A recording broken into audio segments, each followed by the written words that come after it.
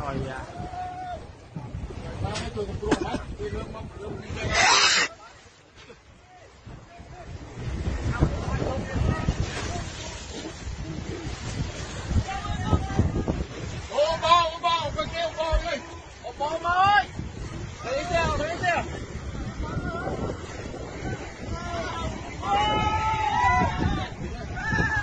Rồi à.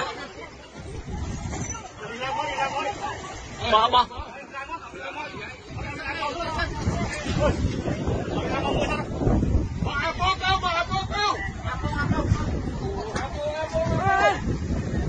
Hai con nào đi. Trời ngắm họ thốn nè. Tao em ơi. Trời mà. Thôi mày.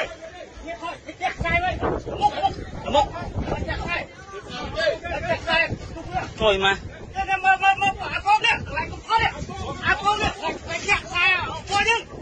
Đây. Lịch hoạt à. Một rồi.